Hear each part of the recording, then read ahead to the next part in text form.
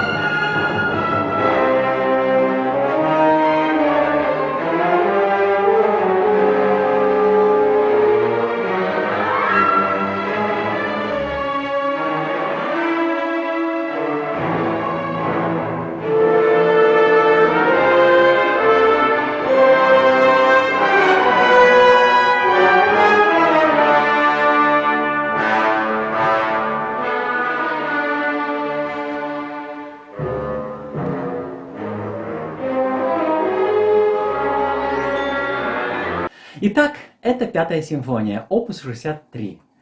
Долго работал, и окончательно она была завершена в 2006 году. Она имеет подзаголовок «Габдрахман Великий». Это сочинение не о древней истории и легендах, эта музыка отражает в большей степени современную действительность, так как присутствуют параллели с современностью. В процессе работы симфония имела разные подзаголовки – военная, Муртаза Рахимов и так далее, в зависимости от меняющихся взглядов на значение личности в истории. А в окончательном варианте симфонию я посвятил первому президенту Башкортостана. Музыка отражает исторически непрерывную борьбу региона за самостоятельность, попытки создать счастливую, богатую, экономическую, стабильную республику. Поэтому и этому процессу 500 лет. Но это младенческий или подростковый возраст для государственных образований. Регионы, как и дети, всегда пытаются стать самостоятельными и сами решать судьбу, создавать себе экономическое благополучие, и как дети в семье пытаются противостоять диктату родителей, часто ошибаются и не всегда готовы к самостоятельной жизни. В детстве мы создавали свой секретный язык только для друзей и посвященных. Во взрослой жизни для меня таким языком стала симфоническая партитура. Это интересное, загадочное искусство,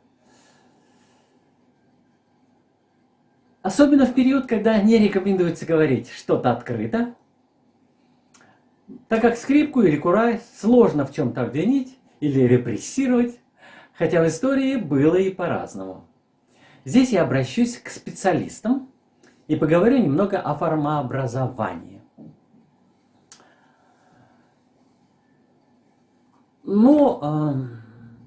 По структуре пятая симфония, по сути, усложненная сонатная аллегро. с развернутой разработкой и эпизодом, а также сложной репризой и кодой. Но в целом это традиционная структура, построенная по европейским классическим канонам. Начинается симфония с возгласа сопротивления, который проходит через все сочинение, и он постепенно самоорганизовывается в борьбу против несправедливости. Вторая тема – это побочная партия. Лирический эпизод. Размышления героя о судьбе края. Есть несколько вариантов легенды и песни о Габдрахмане. Мне ближе вариант гениального сесена, сказителя из Баймакского района Мухтара Китабова, 1907 года запись. Эпиграф симфонии «Не верь друзьям отца, подвой и отцовские друзья» выписан в партитуре и взят из Мухтара Китабова.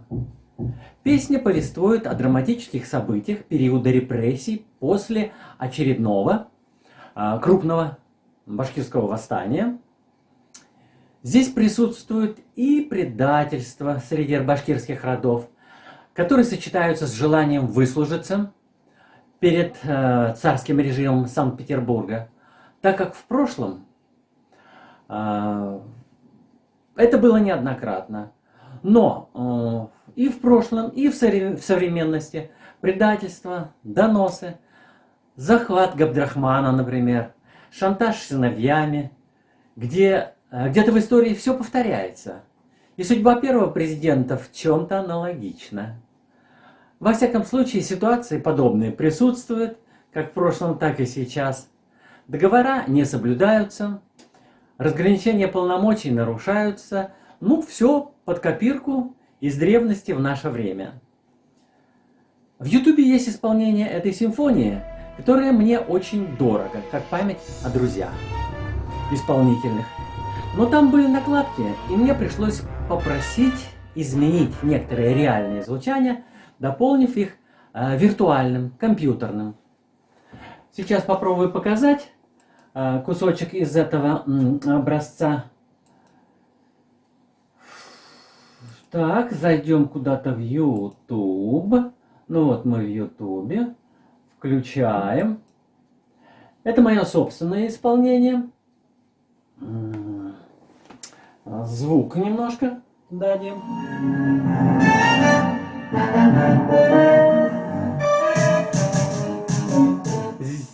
Здесь явно такие хорошо прописанные ударные инструменты. Ну, в общем, звучание, конечно, лучше. Оно вроде как исправлено. Но, исправив недостатки, я получил разговор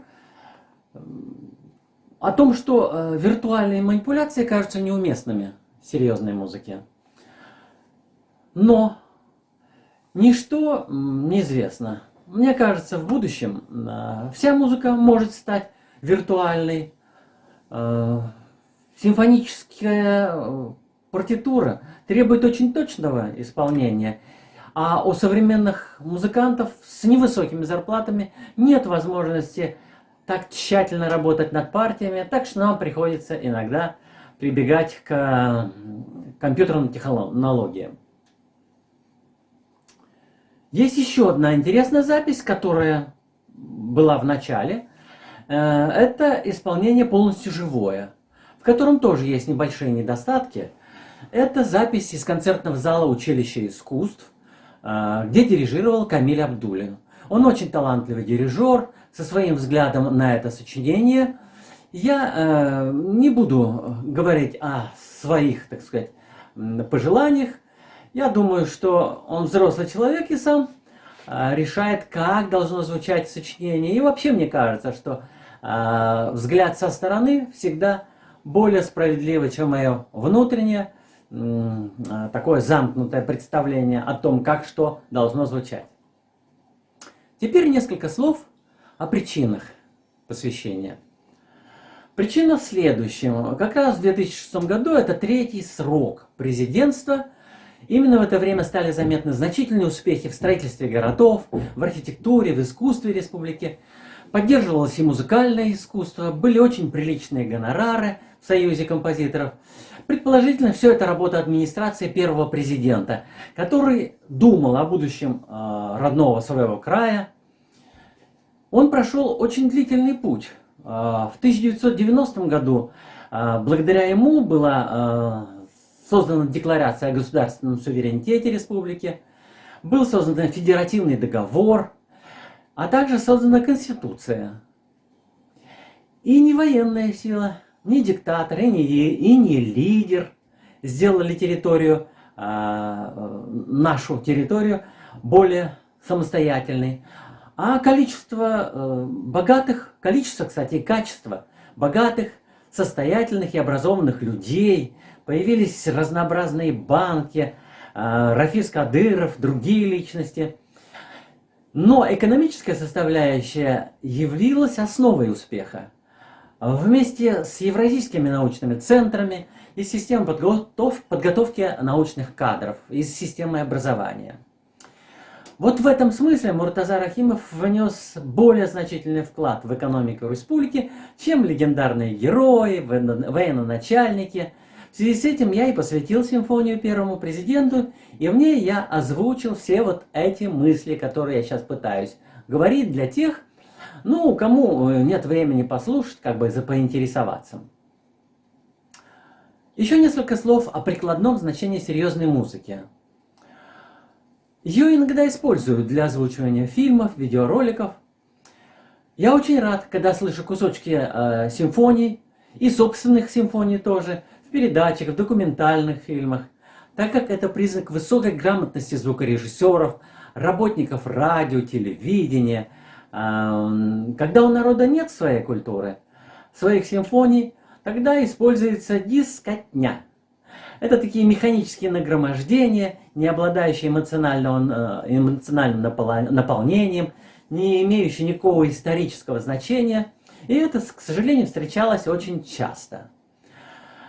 Но настоящий саундтрек для документальных фильмов, вот я слышал пару документальных фильмов со своей музыкой, или, допустим, телевизионные передачи, должен обладать психологическим воздействием, проникать в душу слушателя, дополняя и закрепляя текстовый материал. Я веду преподавательскую работу и читаю курс саунд-дизайна, в котором высказываю все по этому поводу. Пожалуй, на этом стоит закончить. Это все, что я смог сказать по этому поводу сегодня. Может быть, в будущем я расскажу больше, детальнее, зайду в области, о которых сейчас не принято говорить. На этом прощаюсь. Большое спасибо. Спасибо за интересную лекцию. С Новым годом, друзья! С Новым годом!